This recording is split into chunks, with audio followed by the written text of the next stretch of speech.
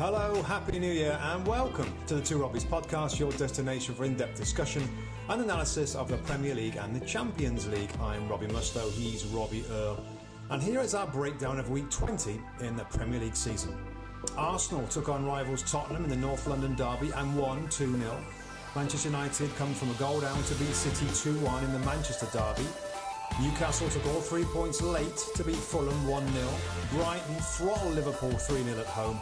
And Chelsea get their first win in the last 4 Premier League games, beating Crystal Palace 1-0. That's what we've got coming up in today's episode. That's right, Mustoe, and because the Premier League is back, so is your chance to win $50,000. Play Premier League Pick'em for free, and you can become the next big winner. Download the NBC Sports Predictor app today, available in the App Store or Google Play Store. OK, let's get to playing, because we had a North London derby, and in the first half, Spurs never played my friend again.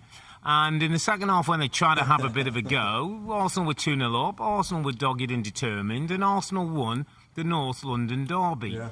Let's start with Arsenal, because that's where the praise should go. 8 points clear at the top of the table. Maybe some pressure in certain way that the City had lost. Now, could they make the most of the opportunity? They have. They won.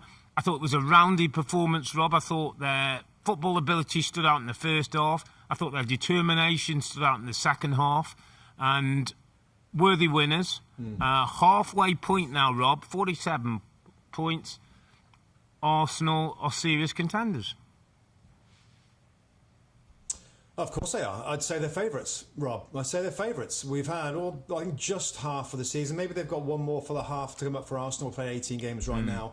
But as we are seeing with our eyes, basically the last few weeks as well, looking at Manchester City and a few of the others, they look really, really clearly to be the best team in the Premier League so far. Now, we can't see into the future in terms of drastic things that might happen, Rob, in terms of injuries or whatever, but my goodness, like they look rock solid in two different ways after this North London derby. As you said, the first half, the silky football that we might expect to find a way through past a Spurs backline that hasn't been secure, even though it's cautious and pragmatic in the first half of games. I think you know, like I said to you, Rob, just before we come on, like you could almost write this script to exactly what happened. Really, Spurs slow starters, back foot, cautious. Arsenal with that space, find a way. Their football, their movement is so good at the moment. They often, nearly always find a way through. They go ahead. Second half will be different. And Spurs, you know, they certainly did react. I mean, it's incredible, Rob. We'll get on to Spurs, obviously, but it's incredible the difference in intensity from one half to the next half. But back to Arsenal. Confirmation of how good they are on the ball, how good they are technically, how confident Martinelli, Saka are right now from the wide areas, and how good technically they are in the middle of the park. I think you guys on the broadcast made points of the midfield area. Yeah. I mean, the way that they play, it's almost like a diamond with the three midfield players we just talked about, plus Xhaka and Partey, of course, and Nketiah coming in, and they absolutely dominated that area. Outstanding performances, Rob. From Martin Odegaard, who continues to grow reputationally, what you see, what people are talking about, stunning feat, end product. I think he's a top goal scorer now. I think with 7 Premier League goals for them. I thought he was superb. And then just quickly, Rob, as a quick comment on the second half, I enjoyed the second half maybe as much as the first half for Arsenal because you saw a different side, a side that we all know they've got to show to win this Premier League over this long campaign, and we know how difficult that campaign is and how long it is in terms of fight, aggression and personality. And I tweeted out, Rob, that Granit Xhaka and listen, we can go back and talk about his history at the club, but the way he has got his head down and now is such an important part in terms of personality, Rob. Personality. In that second half where you're watching Arsenal defend deep and heading balls away, they've got 2 extra centre-backs in Thomas Partey and Granit Xhaka. And we could do breakdowns of those 2 in centre-back positions. So when the ball comes in there and there's a bit of a flurry and a bit of a skirmish, those 2... So it's like Arsenal playing with 4 centre-backs, protecting, cajoling, aggression, even from goal celebrations to fighting with opponents. Granit Xhaka's personality is something that held them back in the past, you might argue. But now, my goodness, I almost feel like I want to play with him, Rob, because he cares so much. He wants to win so much, like he's driving the team forward. It's impressive. Yeah, and he's doing it with a control, Rob. It's emotion, it's drive and determination, but much more control than we've seen. He's maturing around these young players.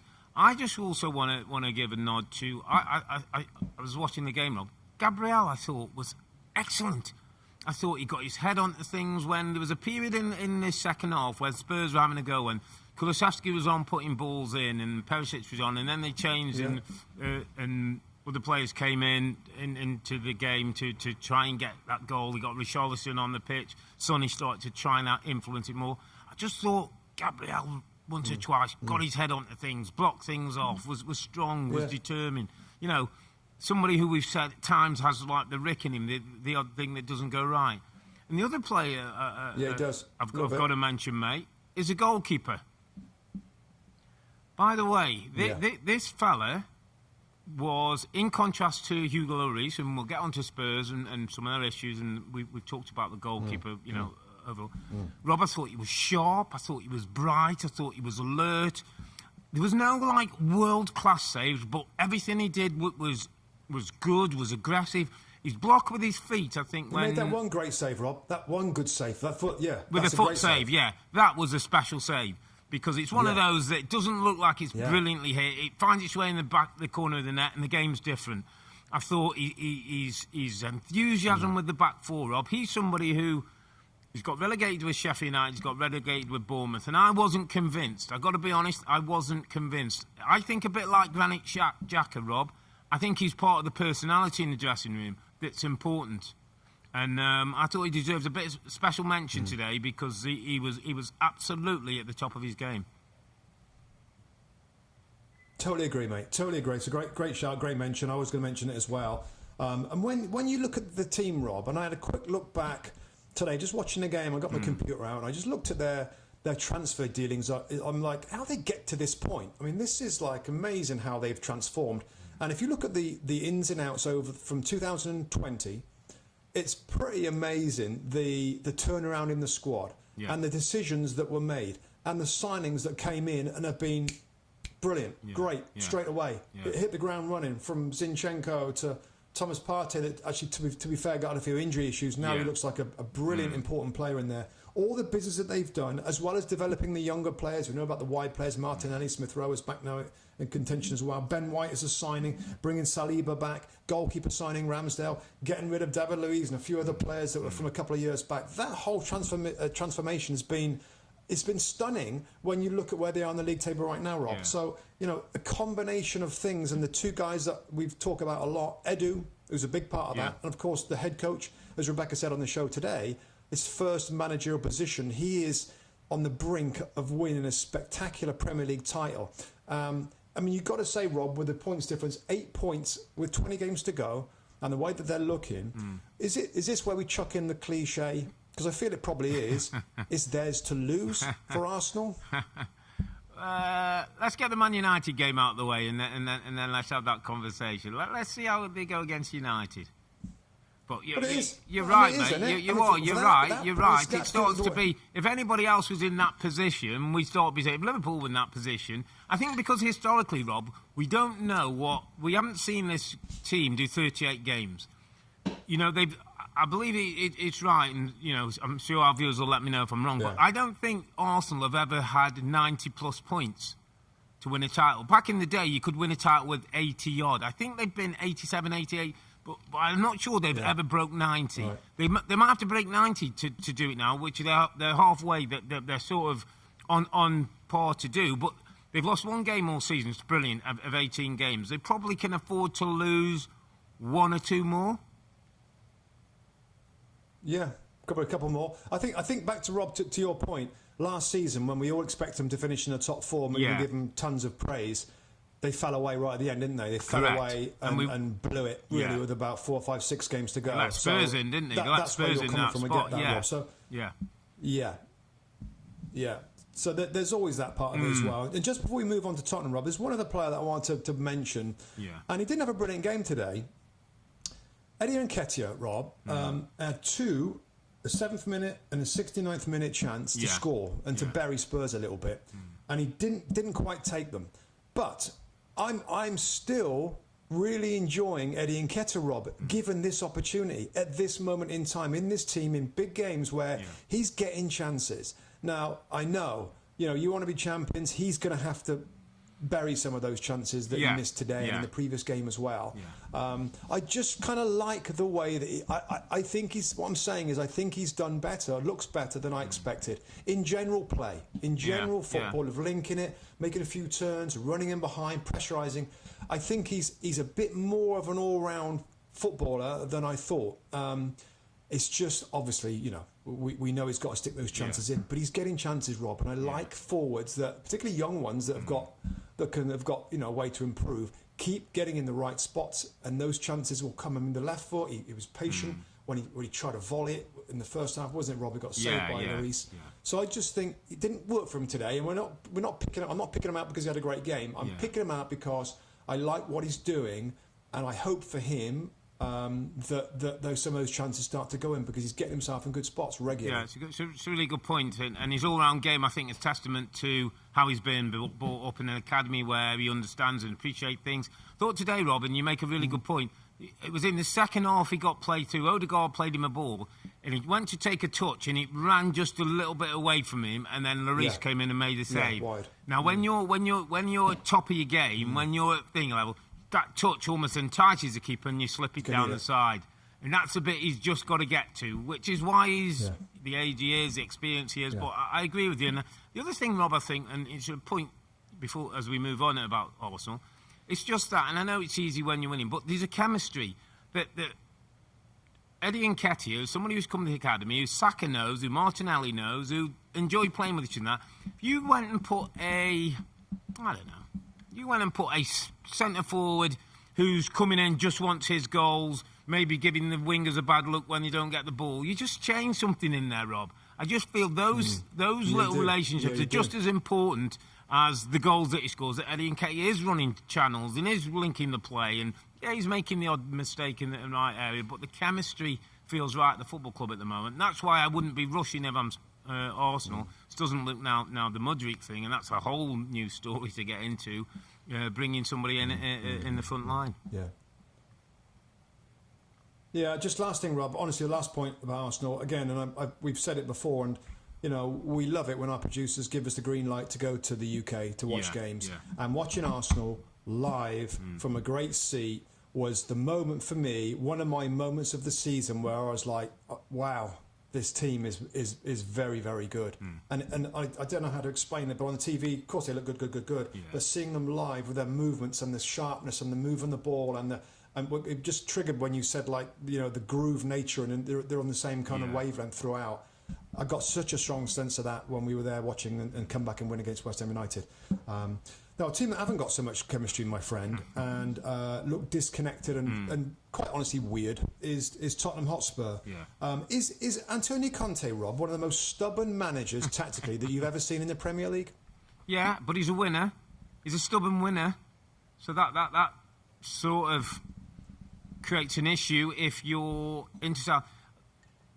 I don't know, the end of goal zone today, we were talking about... we saw a Conte interview came, and he wasn't a great look on his face. He wasn't particularly, giving much away in terms of what he felt.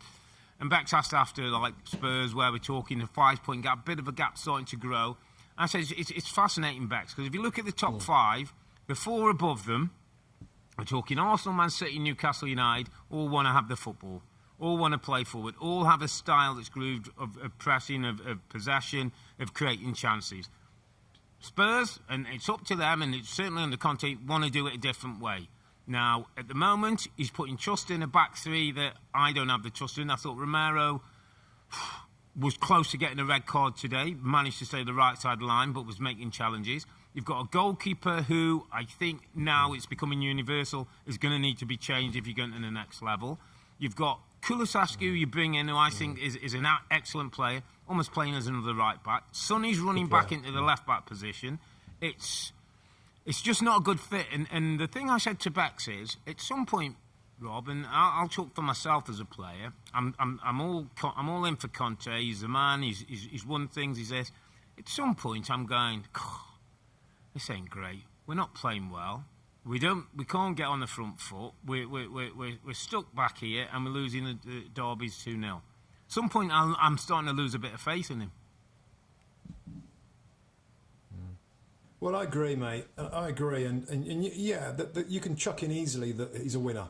You know, when he won at Chelsea in the Premier League, I get that, and he improved them to win. But he still had a lot of good players. I'm shocked at how he can sit back in these first halves and how this continues. And to be fair, he said it in his first few words. We started well. I think the first 4 or 5 minutes, they were on the front foot. But then it kind of drifts back into that normal kind of... And how he can allow those two central midfield players to get run ragged. And the Odegaard goal is such a good example of... And you pointed out, Rob, with the midfield players getting caught on one side. If they ever do that, there's a ton of space in the middle of the park. I'm just surprised that he's continuing with the same... I don't know, I might expect him to play 3 in midfield and play with two up front. He's continuing to be same way. I mean, they're fifth, Rob. They're fifth. They're not a ton of points. They're 5 points behind. They played a game extra. So he's trying to grind it out.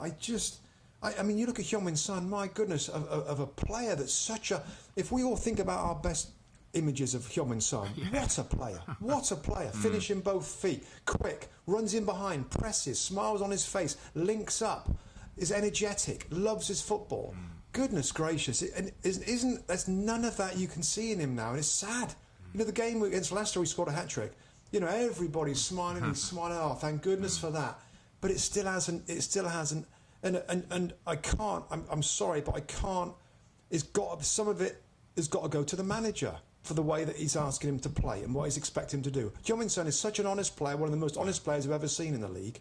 He will get back and have his fullback. He will put his position. When the ball breaks down, he'll get back level with those midfield players. He'll make that up. He'll make that space. He'll create that 4 across. He's so honest. And I think it's hurting his own game. If he was a bit more greedy, a bit more selfish, stayed high, like I'm sure Richarlison's going to do when he gets back in the team as a wide player. Well, saying that, Richarlison's pretty honest as well. Yeah. But I don't know, find a way to be more effective. It's stunning to me, and the difference in intensity, Rob, I can't believe it. Yeah. And you know, one thing we thought that Antonio Conte would get this team to be is physically fit. So if they are a fit team, why can't they play with the same intensity as the second 45 minutes? Where, by the way, Arsenal couldn't play around it. They couldn't play around it, and Lee Dixon and commentary is saying they didn't play so well. They couldn't. That's because Spurs are in their face, front foot pressing. Why that's not encouraged more in the first half when they are meant to be fit, they are meant to be grooved, they are playing the same system every single time almost. They should be ready to do that, but yet still we get this kind of cautious approach, and quite honestly, they look clumsy and stodgy when they have the ball. And you make the point, the stubbornness, Rob, because I don't think it's going to change. I think if Spurs are going to get a top 4 spot and start to look more likely, I think it's going to be the football. It's not going to be great. There's going to be halves of football where they dominate. There's going to be half of stodginess and not great defending and all these things. And I just think that's how they got into the Champions League last time, and it's how they'll make or not make it this time, mate. I think some big questions will be asked. I mean, Conte's contract's up, and we don't know what's going to happen there. The goalkeeper, Rob, and he's been a World Cup winner. He's been a great captain for the football club. He's served his time particularly well. It's time now for Hugo Lloris. I think we've all sort of said, I've been saying for a little while, if you're going to, the success they want, look at Aaron Ramsdale, look at Bernd Leno was in goal before. Bernd Leno, in the end, was like Hugo Lloris. Every now and then, he'd let you down with something in a big game, and it cost you. I think that's where Hugo Lloris is right now, Rob.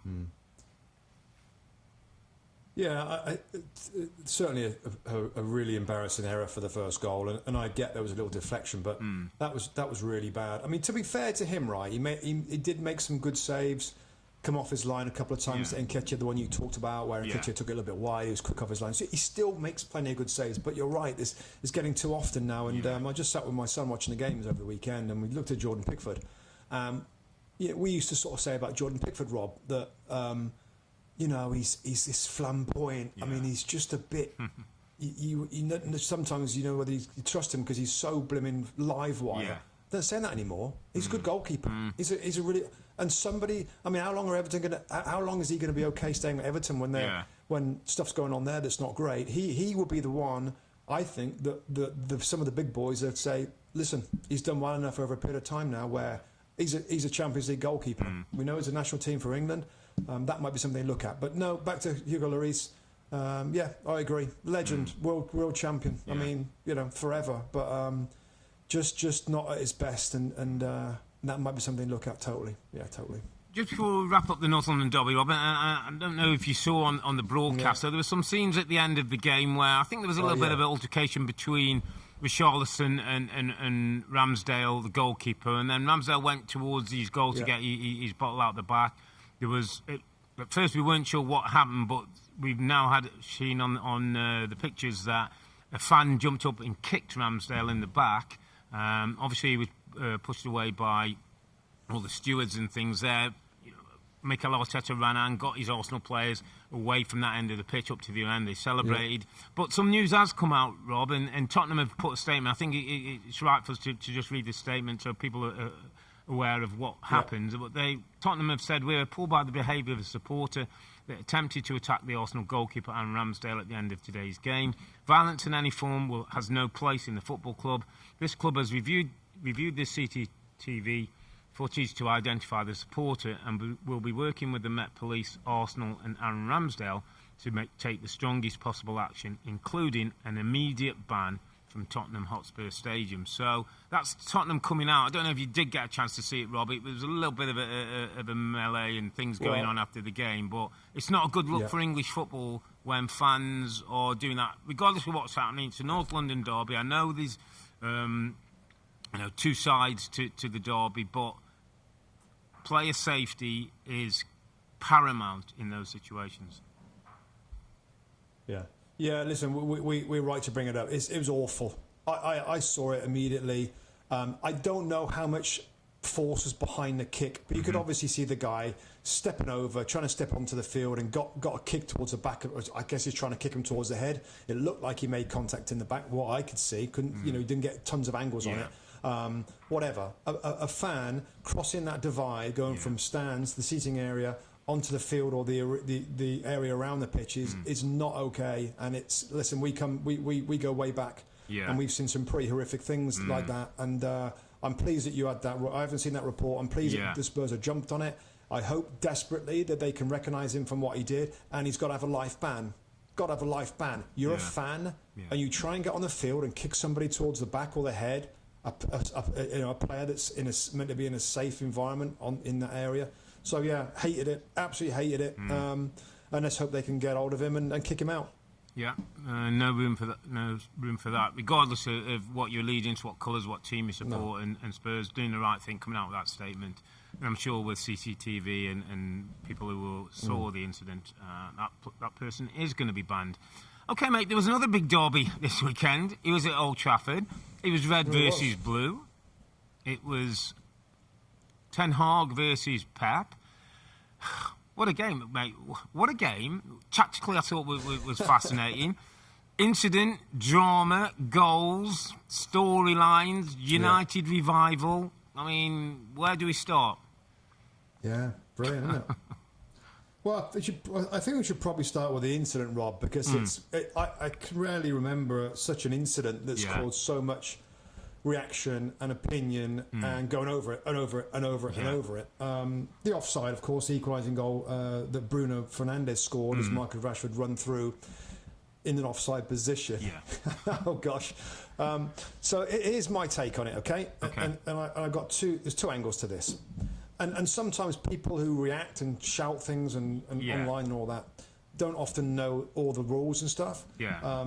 As I know the rules and I reread them again, I thought it was the correct decision to let the goal stand, given the rules. Yeah. And the rules basically, we know he doesn't touch the ball. It's all about interfering with play. And there's 3 different bullet points on interfering with play.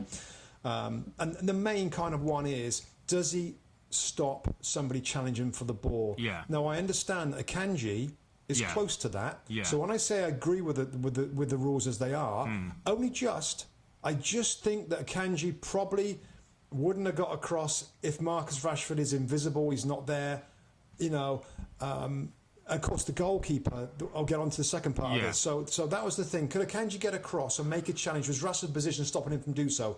That there, I understand that's subjective, but I just think when I see it, I've seen it a load of times, I don't know. I think the way the rule is written, that's okay, right? So that's my first take. My second point is, I don't like the law as it is, Rob. No. I mean, and this is where the people come and hammer. Yeah. What is he?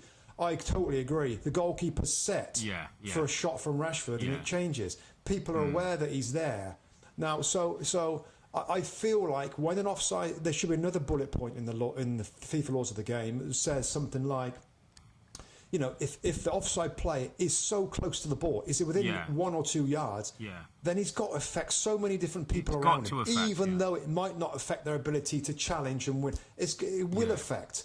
Now, I know we don't want to stop the thing for offside. We've got to remember what it was brought in for. Yeah. And, if a player is stood goal-hanging by this, and defenders are saying, well, I'm worried about him. Well, you haven't got to be worried about him. But when a player, the offside player, is not goal-hanging in somewhere else, but he's right in the middle of the play with the ball right at his feet, then I think there should be another bullet point saying, when a player is offside, gets really close. And I think the law now is clearly used a couple of times actually in the laws. Clearly attempts to play the ball. Well, he didn't clearly attempt to play the ball. He ran very close to it and then quickly got out the way. So somebody said the law's an ass, and I think something that the laws should look at adding maybe another line in that stuff. But as they are right now, I'm stressing this. I've just told you what I feel like. It felt wrong to me. It felt wrong. But if you go through those laws, no. And that's what VAR did, and that's what the officials do. That's what they're doing.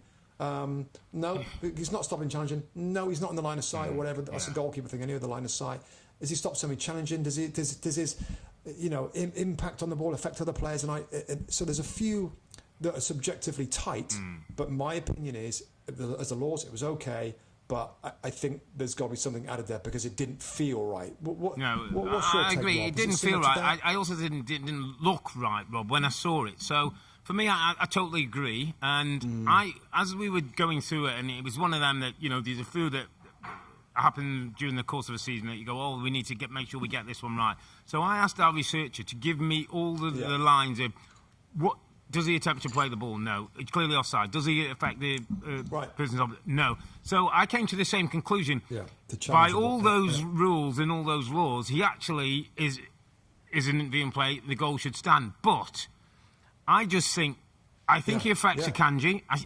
If somebody's in front of the ball, and I don't know if you've seen it, Rob, somebody on social media has taken Rashford out of the picture. It's actually a picture with Rashford not there, and you can see that Akanji could slide and go and get that ball if Rashford wasn't there. So in a way, he's got to affect him. I thought the goalkeeper we should trigger, but because he's kind of standing and almost saying like I'm not getting involved. Does he interrupt somebody's ability or something to go and make the ball? He doesn't really. And challenge the ball. That's the law now. Yeah. And that's and he doesn't. Tight. But if he wasn't there, you said that Akanji could have got across. Yeah, I think the other one, Robin, and I saw the position, and you've mentioned. I thought he had a big influence on the goalkeeper. I think if Marcus Rashford is running through, and Ederson's taking a position for if Marcus Rashford's taking a shot. Now, if he sees if Marcus went there and Bruno Fernandes, he might have a different position. He might be set in a different way because he's thinking, okay, Bruno's going to have to bend this, or so. He did, to me, he affected the goalkeeper. Yeah. But that's not in the laws now, Rob. Where correct, that's not in the laws, So couldn't have challenged it, but it's not in the laws. Couldn't have challenged it. So there's that extra piece that there should be. There's something missing. There is a loophole that allowed it, and you try and give your opinion of what you think, and then you give the law to explain why it wasn't given. And some people kind of jump on and go, you don't get it. No, I do get it, but I'm telling you why it was given. Not that I actually didn't. I think the flag should go up. It shouldn't have been a goal. But it was, and they scored, Rob, and we are where we are now. Yeah, that's right. I mean, I think we're on a similar thing there, Rob, and whether they'll look at that. And sometimes you get these, Rob, where it's handball or something that really tests the nuances of the written rule. And that's a brilliant example of well, actually, probably no, not that one, not that one, not that one. Yeah, it's a good goal, but it, like again, we don't have to repeat about it. So no. that well, was we also know Howard Webb's in charge, Rob, isn't he? Howard Webb's in charge of the PGMOL now, and we know him well, and he is trying to change things and look at things. So, as you say, that might be something that goes to him. Let's start off with United's setup, Rob, and Ten Hag's tactical play. Luke Shaw played at centre-back again. Martinez, Lindelof and Maguire on the bench. So, obviously, load of trust in him. He went Fred and Casemiro in the middle of the park. Martial up top, Rashford one side. Bruno the other. In terms of what he did, I thought he slowed City down, Rob. And you did a great breakdown recently on how City tried to get those 5 players up in the pitch. So, whether it's a Gundogan or a Kevin De Bruyne and that. So Ten Hag decided Casemiro's going to deal with Bernardo Silva, Fred's going to deal with KDB. Yeah. Any one of the centre halves, if Haaland went short, was going to go man to man and tie, and then the 2 fullbacks deal with the wide players. Nullified a lot of what City were trying to do.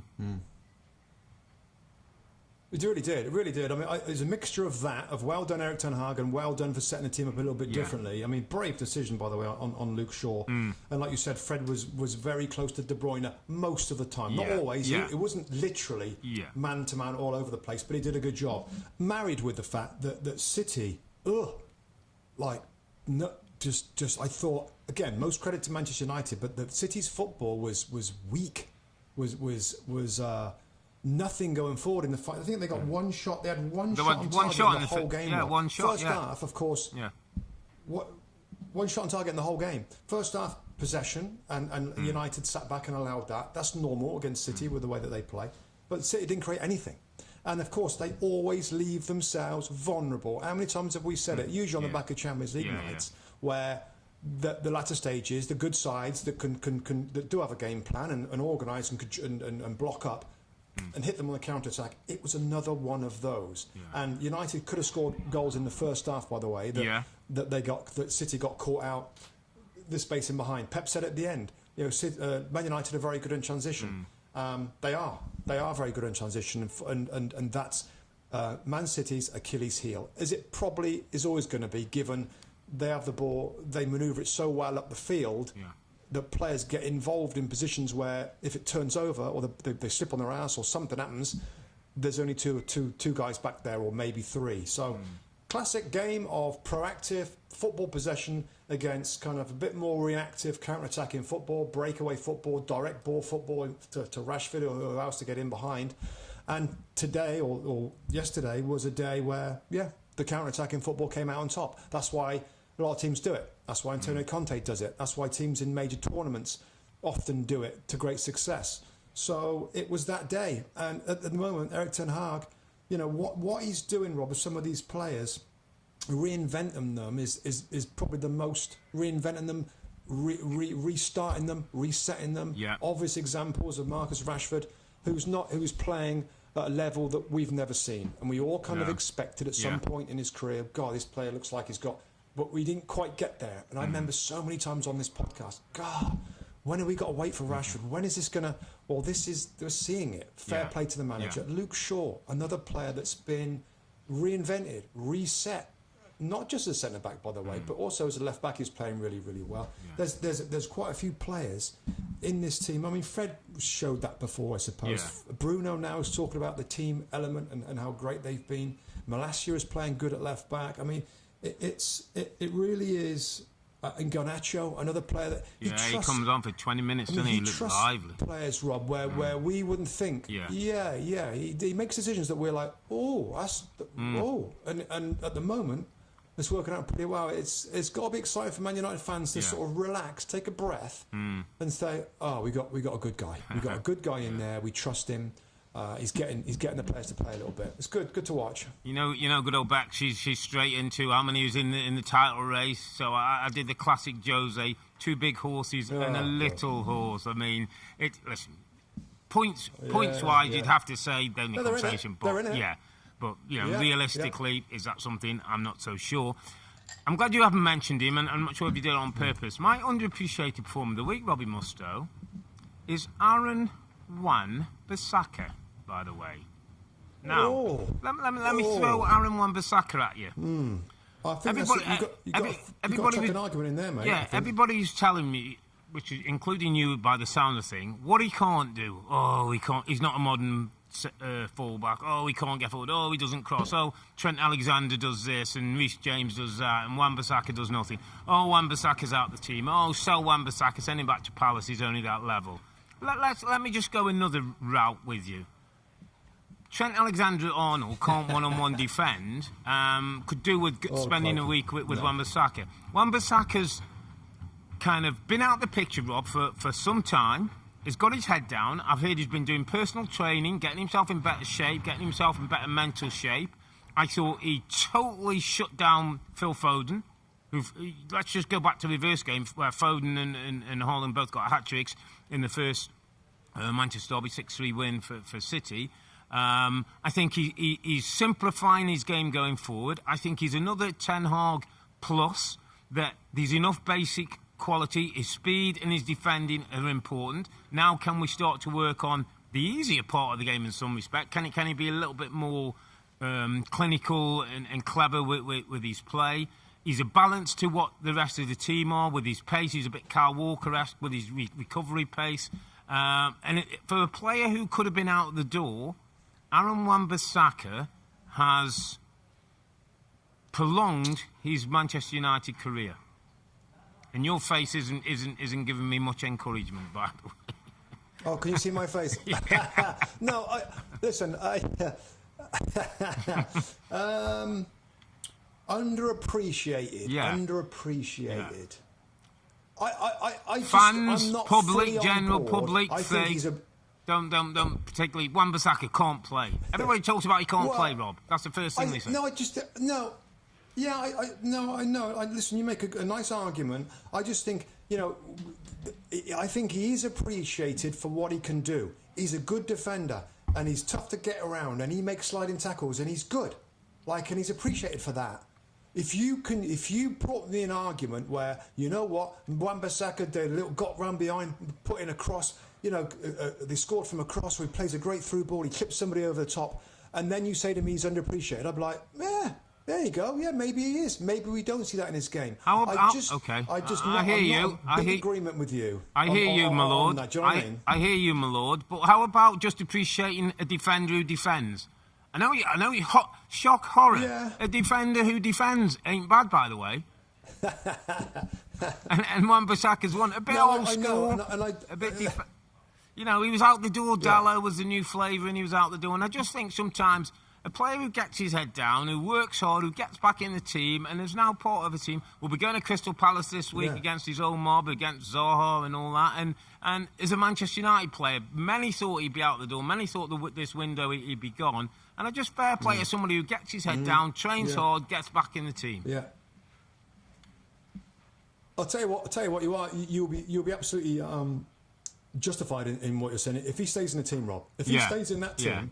And he continues to perform right back to Erik ten Hag's liking, and Man United finish in the top 4, and he stays in that side, then fair play. Then you're absolutely right. If he's that good a player that can be in a top 4 team at right back at that football club with the pressure that comes, and he stays there, a real important part of a new look back 4 possibly, then I'm with you. I just don't know whether a few more weeks he might find himself out the side, but it's an interesting. I wanted to throw it in. I'll phone him Wan-Bissaka up and say stay in the team till the summer, and Mustoe will be all in for you. Great win for United. Gets them back up there. 38 points now with a game in hand against Newcastle. So top 4 football is looking something serious. Let's move it to the Amex Stadium, my friend. And I know you've watched this game. We saw the highlights and just kept looking up. And every time I looked up, the team in blue and white were flying forward and making things happen. Solly Marsh with a couple of goals. It's Brighton and Liverpool. Just before we get to Liverpool and you'll say, Rob, I just want a quick word on Roberto De Zerbi because bit of a tough week, really. His club records, his leading scorer, Andrew Trossard, has decided that he sounds like he's downing tools a bit in training.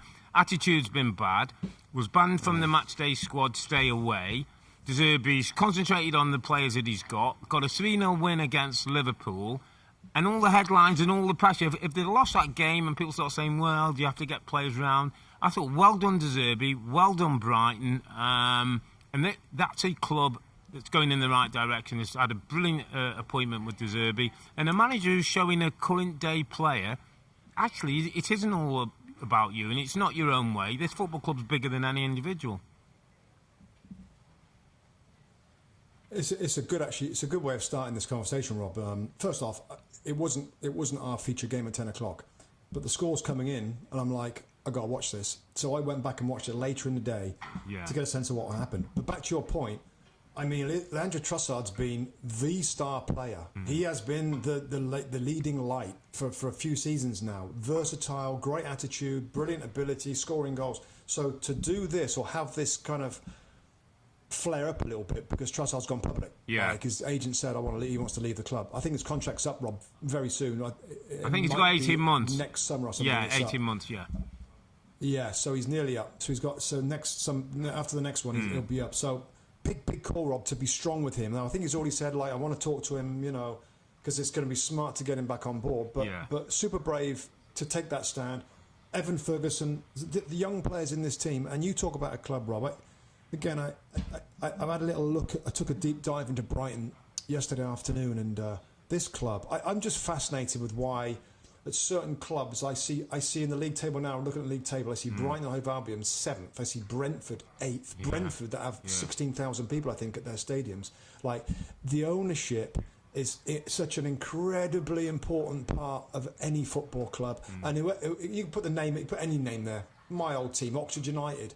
Cambridge United, Wimbledon, Rob. Any team, you bring in a top owner, and it's going to go places. It happens to be Brighton Hove Albion. Brilliant ownership. Tony Bloom, like he's in this stats-based business of gambling and super analytical. Paul Barber, very, very experienced guy with the FA and with other clubs, Spurs, I think Vancouver for a little bit of time as well. They've lost, not only have they lost players, Rob, they've lost Winstanley as well. I can't remember his first name. Is it Paul Winstanley, the guy? Paul Winstanley, the main recruiting guru, Paul Winstanley, that's gone to Chelsea. Yeah. So not only do they take the manager from Brighton, but they took their main recruiting guy as well. Yeah. Now they're going to reshuffle, and there's another couple of guys that are going to go and do that stuff. But talk about a club that's well run. Now onto the game and to the football. I mean, I'm watching it. I'm like, hang on a minute. Am I watching Brighton or am I watching Barcelona or Real Madrid? I mean, the dominance, Rob, and the football and the ease of which they beat Liverpool was stunning to me. Now, we'll get very quickly, I'm sure, onto Liverpool. How poor they were, I suppose, helped. But the club as Brighton and the people that own it and some of the players, Rob, shocked me. And I'm going to just carry on here whilst I'm on a run. My underappreciated performer. And by the way, in this game, there were two that I wanted to pick. The first one I wanted to pick, which I didn't, so my honourable mention, is Solly Marsh. Solly Marsh. Where is he? He's a left-footed wing-back. He's been around the game for a long time, been at Brighton for a while. Yeah, he's technical, but nobody really gives him respect of being a top player. He's been brilliant, and he was brilliant in this game. But this is more of a... And we kind of combine this underappreciated with a little bit of... Watch him. Tip for the top. Kaoru Mitoma. Kaoru Mitoma was in the World Cup for Japan. Yeah. I think it was at university. He did a thesis on dribbling past opponents, and I think he put a camera on his head and to sort of in this little class to try and figure out how he beats players and stuff. He underappreciated. My goodness, people watch out for him, please. And some of our listeners and watchers might already be aware of him and have seen him. He's a little. Plays on the left hand side. He's got the quickest feet you've ever seen. Quickest, really good, sharp feet. Change of direction. He assisted, I think, for the first goal in the game. What a little player he is, Mitoma. I mean, we saw a little bit of him in the World Cup with Japan. Yeah. Didn't get a ton of playing time. He didn't play that well. Talk about fans' favourite, Rob. Yeah, but fans' favourite. And dribbling, I mean, he ripped, and I don't know if that's a very good word, but Trent Alexander-Arnold. So left winger against Trent being right back. I mean, Trent didn't really have any answers to stop him playing. Of course, with Liverpool, the way that they play, basically, Trent Alexander-Arnold plays in a back four as a right wing back. He's a right wing back in a back four. So back four is normally full backs, like or outside backs, whatever you want to call them. He plays as a wing back. So he doesn't really play in that spot. Liverpool kind of play with 3 at the back without Trent. So that was even more of a problem. But I just thought I'd give everybody a flag up for Koro Mitoma, Japanese winger for Brighton. What a little player he is, mate. Yeah, great shout. Seen bits of him. You see his speed. He's got that kind of feet there. He runs at people. He can change direction. He's low, centre body. Good choice. Let's talk about Liverpool, though, Rob, because as well as Brighton did and are doing, and props to them, sitting where they are in the table, 7th in the Premier League, above the likes of Liverpool and Chelsea and other big clubs. Liverpool, Rob, is becoming a story. Apparently, after the game, Jurgen Klopp went over to Liverpool fans, apologised. He went in media and said that it's the worst performance under his reign. When we were doing the highlights, I did the highlights package, just obviously saw the goals and a couple of incidents, and I said, alarm bells are starting to ring at Anfield. This is starting to look a little bit more serious, Rob. This is starting to look like we might be talking rebuild. I know Van Dijk's out, I know 1 or 2 injuries with players, but what's there, what's been there, the history of this club, the history of Klopp with this group of players, doesn't seem to... Something doesn't feel right, Rob. Something feels a bit off. Well, first off, I think what we have to say is what we say to a lot of clubs, Rob, and I'm going to say it about Liverpool as well. They have got a lot of injuries, right? And we say that to other clubs sometimes if we give them a little bit of an out. Like Chelsea, I've said before that Chelsea, this new manager's got these injuries, not ideal, getting the great. It's similar to Liverpool. They've got a ton of injuries, particularly at the front and defensively. Well, I guess Van Dijk really is the only one defensively. But attacking-wise, they've got a lot of injured players. But, wow. I think Klopp said, Rob, that this may be the worst game he's ever managed. Worst I managed, think he said that. Something... in his career, not just at Liverpool. Oh. I couldn't believe it, actually. I couldn't believe it, Rob. They couldn't get the ball off Brighton. They couldn't get the ball off Brighton. There was nothing. They were flat. There was nothing going forward. Some of their football, he tried with the diamond in midfield, then he went with the 4-3-3. He's trying to get Cody Gakpo started. Was played in a couple of different spots. Oxlade-Chamberlain's in the team at the moment. They're struggling a little bit. At the midfield, the same thing. He made all the subs again. I couldn't believe how they were outplayed, they were outfought, and there was nothing. There was nothing from Liverpool to sort of like say, we had a tough first half, but second half was more like it. Or they got on the front foot, and Brighton had to defend well. Brighton were like, this is a comfortable, can we play you every week type of thing that the fans probably started singing, because it was that easy for Brighton. I was shocked at how bad Liverpool were, and you said just a couple of minutes ago, Rob, that alarm bells are ringing. I think the alarm bells are ringing about maybe a couple of months ago when Jurgen Klopp was jumping around and reacting crazy to lots of things going on with the media, with his team. He was flipping. His head was all over the shop. He's not anymore, mate. He's not anymore. He's not even angry. And that is the alarm bells. They've just gone off. They're done. They're done. But he is. He doesn't look like he's getting frustrated the way that they're playing. He looks frustrated at the way they are. And not that I can't do anything about this, but this is kind of what we are right now. And the anger's gone, Rob, and that's more worrying. And when you talk about rebuild and stuff like that, I don't know whether, I don't know how far off the truth that is, my friend. I know they got some injuries and stuff like that, but I was shocked. And listen, maybe all teams will have a shocking day, and maybe this is just one for them. But I couldn't believe, and I'm pleased I went back to watch the game to see how bad it was. And Brighton, of course, silky, good. De Zerbi, by the way. I mean, early yet. Let's chill a little bit on him. But he looks like he's continued what they were good at, and he's added what they weren't good at. And we all know what that is: the scoring, putting the and ball putting the ball in the back of the net. The goals from recent games, goals. They and that was kind of that was promised, not promised, but that was kind of like known about this guy. Well, his previous clubs, he scores. He finds a way to make his team score goals. He's doing it. It's super impressive right now what Brighton are doing, where they are in the league. I mean, 7th in the league table. I mean, it's incredible. It's stunning. But Liverpool, Rob, were beyond poor, beyond average. It was flat out stale, awful. Difficult times for Liverpool, and doesn't get any easier. It's next weekend, Rob. They're the early kick-off. Play Chelsea at home at Anfield, so we'll see how perform there and how that one goes. Because it's a Chelsea team that obviously got a win this weekend, and we'll be looking to establish themselves. So work to do for Jurgen Klopp and Liverpool. Let's go back to a game that happened today. Newcastle United 1, Fulham 0. I think you could almost say two underappreciated teams, Rob, I think, over the course of the season. The job that Eddie Howe and Marco Silva have done at the two respective clubs.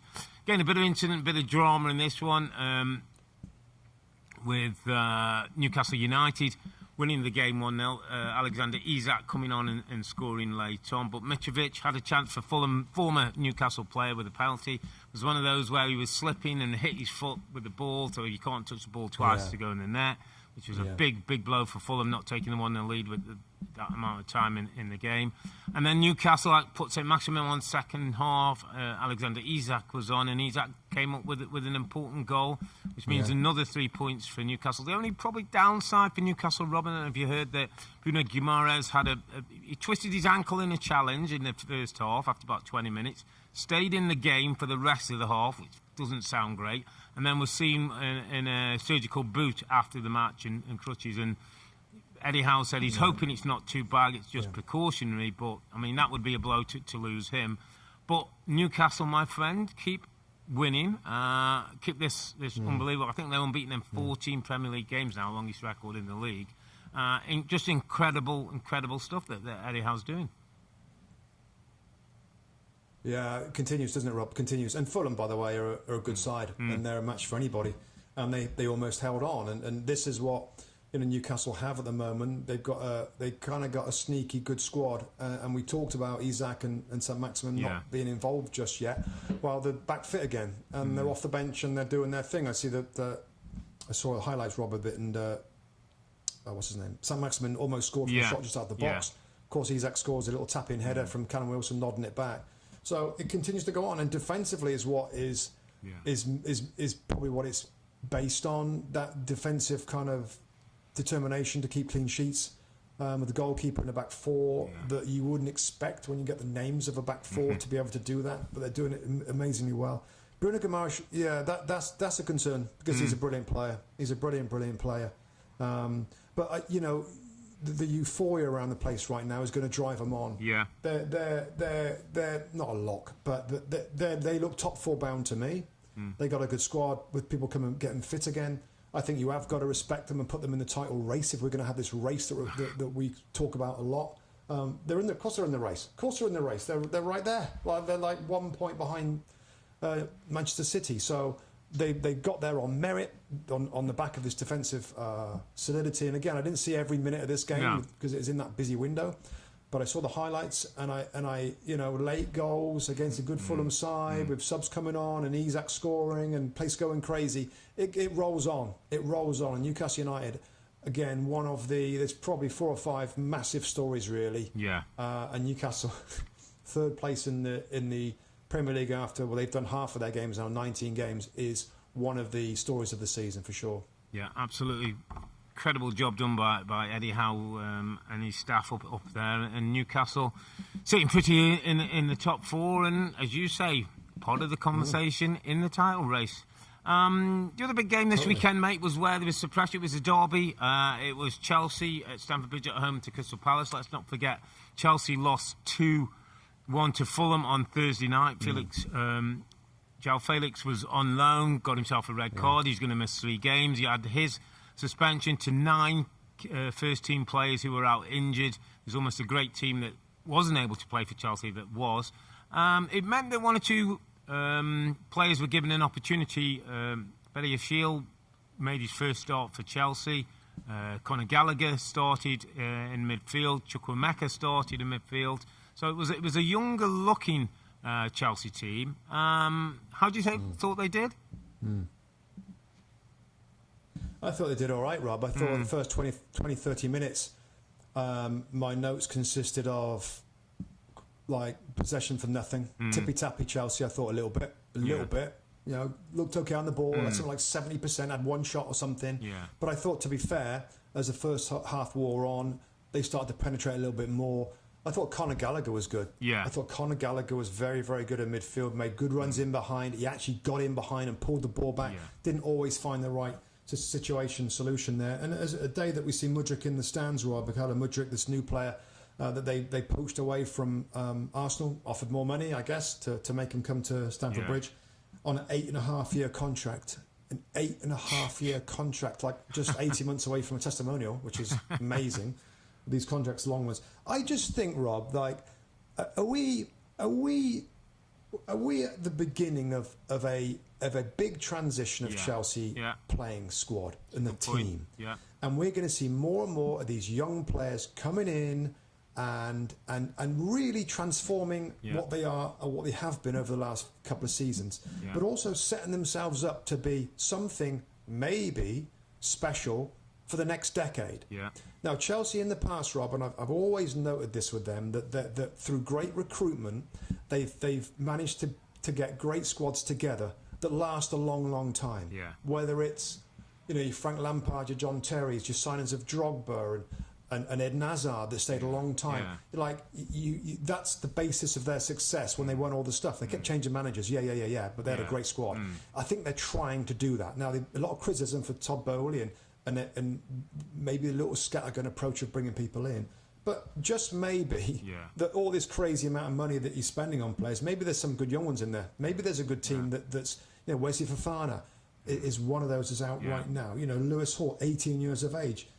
Gallagher, you talk about. Chukwuemeka, you talk about, can play versatile. I thought Badiashile, Benoit Badiashile, left side centre-back in a back four in this game, looked pretty good. Apart from Thiago Silva, of course, again, looks like a different level to everybody else, but he's not one for the future. I just think, and Havertz, to be fair to him, I thought he was poor because I watched both games. I watched Thursday's game. Poor. Kai Havertz against Fulham, and just a quick shout. João Felix, by the way, looked really best good player until on the pitch, wasn't he? His excitement got away with him. Yeah, he was really, really good. So I just think, well, for me, I'm going to start to kind of think about this team as something that they're going to have a bit of a nightmare season, really, results and stuff like that. But it's obvious they're trying to buy a lot of the best players on the planet, the younger players. So at some point you might start to see this team evolve into something that might be exciting. Long way to go, of course. Yeah. I think it's a really good point. They spend a ton of money, Rob. They can't all be bad players, these young ones. We touched on it in one of the bridge shows, and Bex asked, and I said, it might be that, and David Ornstein actually came on today, I should mention this, and obviously talked about the Mudryk signing and, Chelsea nipping in instead of Arsenal, and said, just need to put out there that Graham Potter has more to say with most of the transfers than people think. People who just feel like these things have just been bought and Potter doesn't know anything about it. So that was encouraging, Rob. And I said to Bex that if Bowley and Potter have got their heads together and they're starting to amass a group now, well, I totally agree with you. I think there's a new cycle coming at Chelsea. And that new cycle is a group of younger profile players coming in. But I tell you what else is also important, Rob. Some players need to leave the football club. Azpilicueta's been a brilliant servant, and it's always hard to talk of people who've been as good as him, but his time's come. His time's come. Kovacic and Jorginho, probably their time's done. Aubameyang, his time's done. If I can keep Thiago Silva for another year and he can help these year or two, then they're great. But I also think, Rob, you're right in terms of there's amassing a group of young, talented players, and he's getting rid of some of the players that actually don't fit or not the right profile or wrong age or not attitude. And then Rob, I think we get to see the qualities of Graham Potter that make him a great manager working on the training ground and getting people to play. Because that's a bit we haven't really seen yet. Graham Potter's had to deal 100%. with so much other stuff that we haven't really seen what's the best of him. The best of him when he's coaching good young players.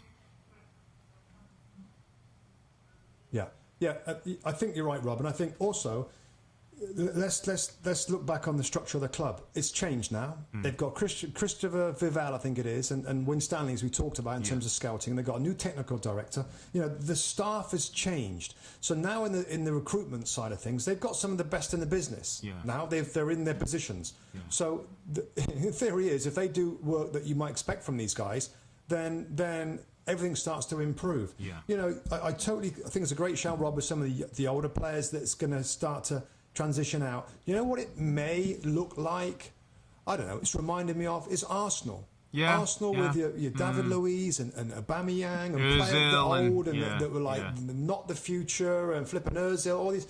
And I'm not saying there's a ton of problem players there, but Arsenal, what they've done in terms of young players, and a couple come through the academy, like that Chelsea can bring players through the academy, and I've got some now that are coming through with young signings. Arsenal made a lot of young signings that have worked out. Took them a couple of seasons maybe to get really.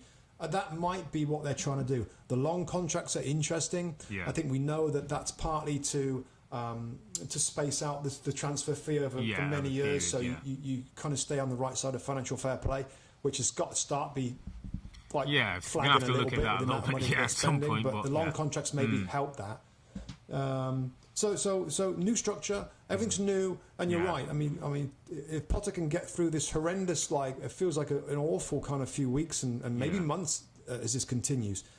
Wouldn't it be fun to see him with a fully fit squad, a lot of exciting new young players, and trying to build a new Chelsea team? Yeah. Now there might be fans out there that don't want to hear that want better performances right now, and is he up to it, and all this kind of stuff.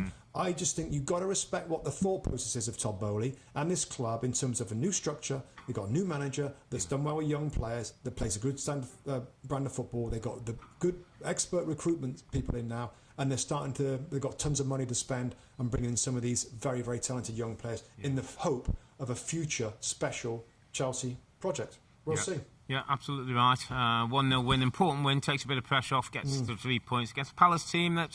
Things are just going a little bit flat for Patrick Vieira at the moment. I think that's 5 defeats in 6 all competitions, out of the cup competitions. Just needs to make sure, maybe a couple of faces in there, just needs to freshen things up a little bit. But they do play Man United on Wednesday, so that place will be jumping. Sellers Park will be jumping as they host Manchester United. That's always a big game for Palace fans.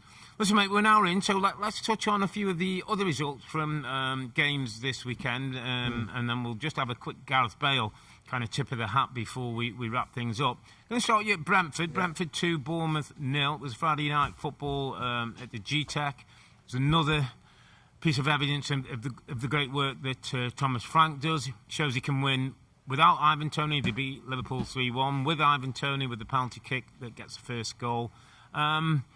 Really interesting, Rob, and maybe it's a conversation we'll just touch on at the end of things. But Thomas Frank signed, I think, a 5-year contract at Brentford, and I think it's great business. What a good manager. We had some great behind-the-scenes shots on Friday. There's a little bit more access given by the Premier League, so we got interviews at half-time. We got a few shots in the dressing room.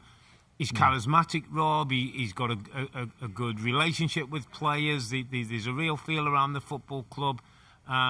Another top operator who's come into the league, albeit coming up through the championships, and bought something and shown that good coaching and good recruitment and good management can hold you a good place in the Premier League. Good shout, Rob. Let me just chuck this in as just a one-off comment I'll make right now.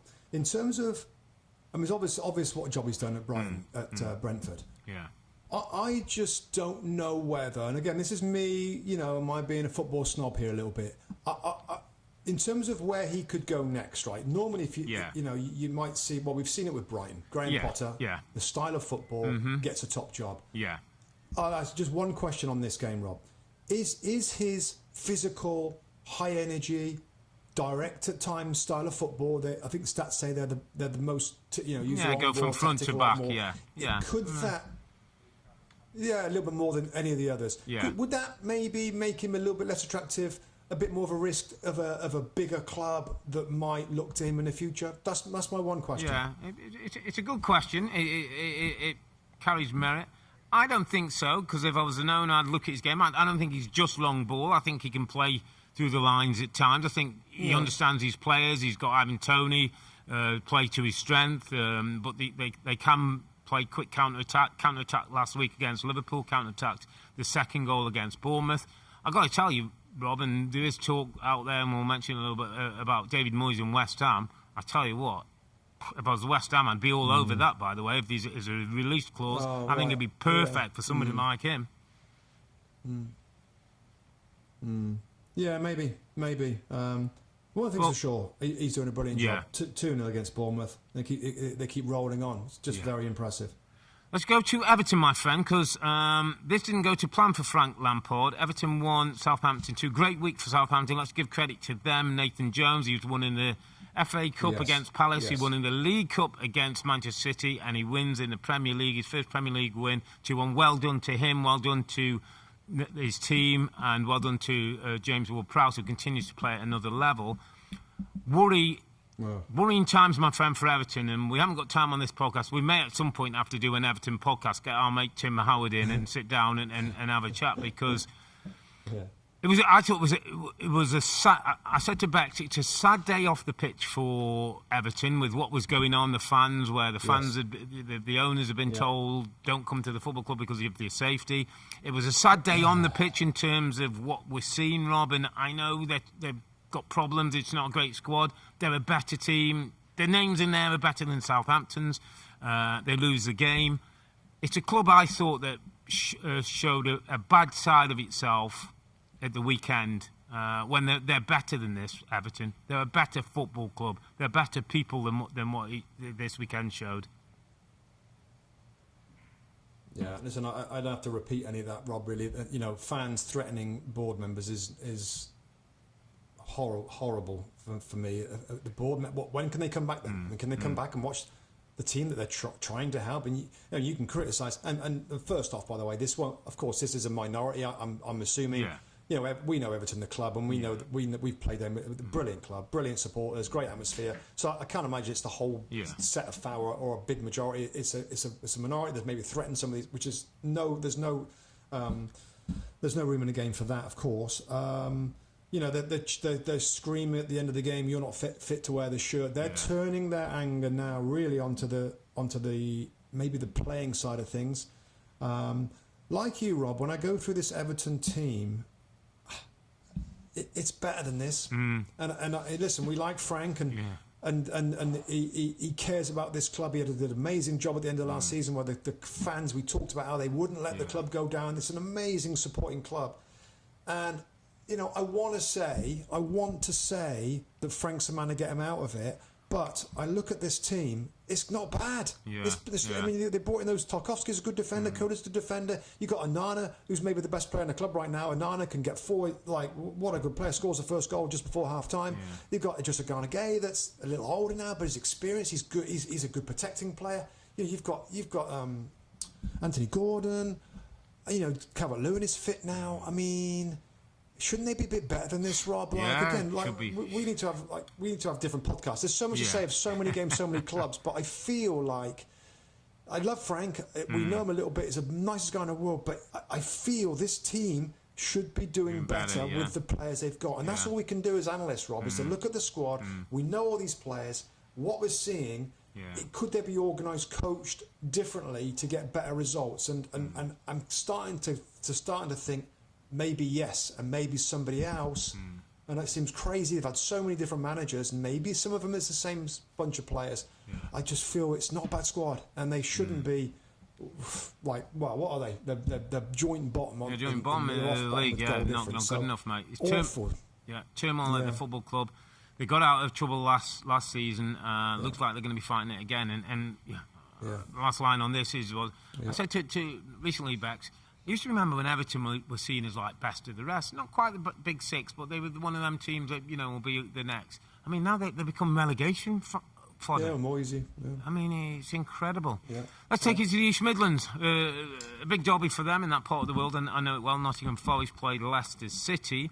Forest, Rob, have got a little bit of momentum. 2 goals from Brennan Johnson in a big game against Leicester City team that had chances. Harvey Barnes had a couple of good looks at goal. Probably should have done better. But Steve Cooper's kind of got a little bit of momentum going, Robin. I'll just take a quick look at the quick look at the table to say that Nottingham Forest are now in 13th place on 20 points. 20 points. Amazing. Absolutely amazing. Absolutely amazing. 20 points. Just back-to-back victories, what it can do for you in this league table. Above Leicester City. Leicester City, who we kind of thought maybe a month or so ago before the World Cup, just got their stuff together a little bit and got some results. They're now 2 points. They're 2 points from the bottom of the league table, Leicester. And somebody said it. I don't know. It might have been you, Rob. I don't think it was you. I think somebody said, maybe in our group, But Leicester are doing better now. But I think they're going to go back down again. I think they're going to struggle. That person, whoever it was, might be right. Might be right. I mean, they're all of a sudden they're sinking down again. But Nottingham Forest, I mean, fair play to find a way with all that group, and the team's similar now. I looked at the team and it's kind of similar. They're not making so many changes, and wins with 3 points. What they've got 5 wins, Rob, from 19. And what do we say? Exactly halfway through. We always say that teams look for 10 wins. Because that gets some jumps up to 30 points. They're going to get some draws, to get around 35, 38 points. They're halfway there, Nottingham Forest. 19 games played, 5 wins. He's finding something. And in this league, and I tweeted out, Rob, again this weekend, if you look at this league table, by the way, it's hysterical, astonishing, amazing league table. Just is. West Ham, Everton in the bottom 3. Arsenal there, Newcastle there, Liverpool, Chelsea. I'm looking at them and mid-table. Brighton, Brentford. I mean, Nottingham Forest. I mean, it's it's a crazy table. I mean, it's why we love this sport, and particularly, of course, the Premier League. So, no, fair play to Nottingham Forest. Wow, and job. Watch out, Leicester. Well done. Let's just keep an eye on Leicester. We had Aston Villa 2, Leeds 1. Mate, Villa getting the job on Unai Emery again. Jesse Marshall's going to have to just watch his step a little bit, Rob. Needs a few more points to get safe. I think they're sort of, what are they? 14th in the table now, but they're only 17. Yeah, they're only 2 points. They're only 2 points away from the bottom 3. A couple of bad results, and all of a sudden the optics don't look good. So Jesse's got to keep continuing to do things well there. And the final game, Wolves 1, West Ham 0. And we heard, I think it was David Ornstein said, and then it was put out there was some sort of officially statement that the West Ham board are considering the position of David Moyes, I believe, which makes you think, is this a first start towards possibly making a change? Well, of course, when it's not a surprise, Rob, is it, really? I mean, I think everybody in and around the club realised what a great job David Moyes has done over the last couple of seasons. So that would enable him to have the maximum amount of time, I would think, to put this right and to go on a run. But you get into the second half of the season and you're still around the bottom 3. And I understand the itchy finger, well, hang on a minute. There's actually some decent managers that are out of job right now, out of work, and there's a few potentials that could be really, really good. How about going and getting Roberto De Zerbi, by the way, for West Ham? Too early? Too soon? Yeah, and Brighton fans, please. That was Mustoe, the Robbie Mustoe, not the Robbie Earle. Well, I'm sorry. I'm sorry. Sorry. Yeah, it's good. Could be a good job for somebody. London club, a good done. Squad there, and obviously David Moyes having a little struggle of things. So, listen, that wraps up the league for this weekend. Just before we go, mate, I just thought we'd tip our hat to what some are suggesting is one of the greatest British players has been produced. Gareth Bale retired this week. He won 11 major trophies, 5 Champions League trophies, my friend. 5 Champions League, 3 La Liga trophies, 1 Copa del Rey, 1 EFL Cup, which was, I think, 2008 with Spurs back in the day, and an MLS Cup winner with LAFC last week. So, absolute winner, my friend. I remember this kid going from Southampton to Tottenham. I think Harry Redknapp was the manager at Spurs, Robin, and I can remember the first 15 or 20 games, and our viewers can check this, that every time Bale was involved or played, they lost. And it was almost like there was talk like, he's not going to make it. They were talking about getting him out on loan somewhere. So his start was terrible. And then I also remember, Rob, Champions League nights with Spurs playing some of the biggest teams in Europe. Inter, and Gareth Bale. Inter? Remember Inter? When he Cafu, it was a fullback, and gave Cafu, I think he retired. Was it Cafu Maicon? Was it Maicon? Maicon, was it? Or was it Cafu and Maicon? Was it Maicon? It was a legendary fullback. Yeah. I can't think of it was now. It was a legendary fullback that he whipped to pieces because of his pace. Yeah, I mean, he retired him, I think. I think after that it was done. But yeah, those nights of Bale and the goals and the thing. At the time, Robbie, he was the hottest thing in English football. The hottest thing in it. My son's always grew up as a lefty, and he always, Gareth Bale was his hero at that time. What a great career he's had, Rob. I think at times he's been slightly disrespected. in terms of what he's done and what he's brought to teams. And, you know, people have always talked about the golf being more important than that. I think that's disrespectful to a player who's trained as hard as he's trained, won what he's run. His body's always been in brilliant shape. He's looked after himself. Even at the end of his career, he's still winning things. What he's done, you know, put his country, Wales, on his back, got him into major tournaments. And I believe they're talking about a role for him in Wales, which would be very fitting. But just thought it was important that we tipped our hat to one of the greats in that respect, Gareth Bale. No, it's a good shout, mate, and you did a great job there of saying so many of the positive things. I mean, overhead kick goals in Champions League finals. I mean, you know, it's stunning what he's done and what he's able to do. I mean, yeah, he got a bit of stick, didn't he, when he's at Real Madrid, and newspapers give him a little bit of stick over there, and it made you sort of question his desire. Does he still want to play? Is it we don't know what's going on when he's over in La Liga, of course, but some of the goals. And his scoring ability, and even the MLS final where he steps up and scores that goal late on. What a phenomenal, naturally gifted footballer. Whether he could have done more, Rob, for Real Madrid and been more of an integral. I don't know. I mean, the medals speak for themselves, of course. I just feel like, if I'm being totally honest, why wasn't he more loved at Real Madrid? Why there was I don't know. It seemed to be a kind of a weird. Well, there was a period, I think, this guy's talent who stepped up in different teams. Yeah, I think there seemed to be a period where I think people thought he was injured for Madrid, but brilliant player for his club and country in Wales. Yeah. And you know what? I just think, Gareth Bale, enjoy your retirement, my friend. You've earned the right. Yeah.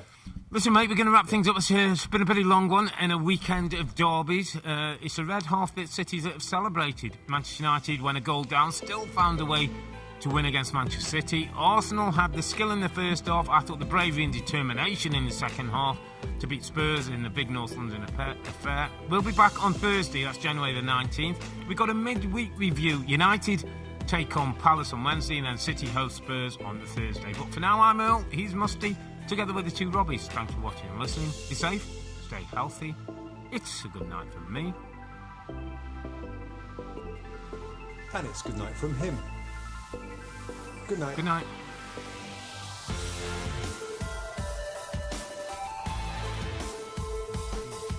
Hi there, I'm Rebecca Lowe, studio host for NBC's coverage of the Premier League. Don't forget to hit subscribe to watch more videos all season long. For even more Premier League content, from original series to live matches, head over to Peacock and be sure to tune in for Premier League mornings every weekend on USA Network and on Peacock. We will see you over there.